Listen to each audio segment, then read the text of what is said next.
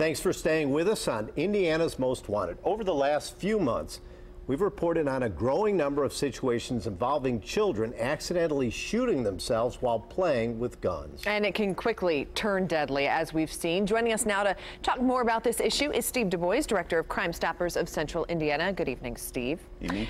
Let's start with how parents should approach this subject with their kids. Be very open. Okay.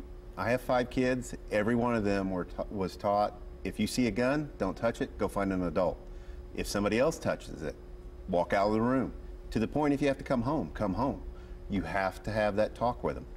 And as a parent, as an adult, really, you have to make sure that the guns are safely put away, right? Yes, and you even have to ask your neighbors, because your child goes over to your neighbor's house. That's a good point. I was talking to one of my neighbors, and I assured him that my guns were all put away and that the kids couldn't get them, and he looked right at me, and this caught me, a 20-year veteran of the police department. He said all of mine are put away too. He's not in law enforcement. Yeah. There's guns in a lot of houses where people aren't in law enforcement or don't use them for work. So what are the tools then to do that? Well, most guns usually have some sort of barrel lock that is literally in the package when you buy the gun, if you buy it brand new. If not, these are very cheap in a gun store. Very simple, one little key keeps the gun that can't be used at all. Even if a child did find it, it's not going to go off. Or you can go to the lockbox types.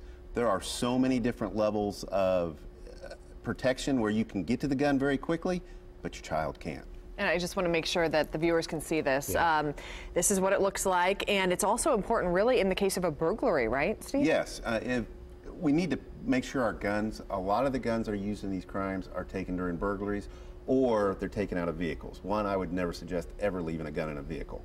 It's just too easy to get into a vehicle, even in a glove box. But 2, in burglaries, your gun needs to be somewhere where it's not easily seen if somebody gets in your house. It may not even be a burglar. It may be a neighbor. It may be a neighbor kid.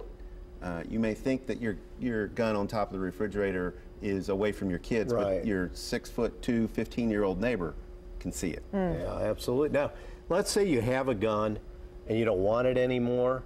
How do you dispose of it? Is there a safe way to do that? Most police departments will take guns in for disposal. Most gun shops will buy guns outright if you want to just sell it. Usually you can just go down to the police department or call the police officer and say, I don't want this gun anymore.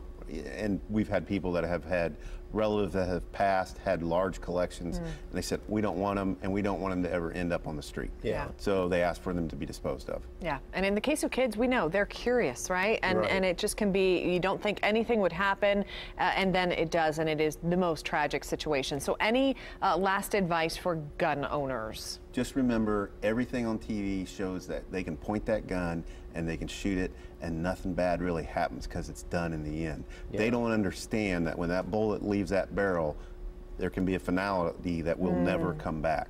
So we've kind of made guns as toys, and that's the way they look at them. They don't understand what they can do.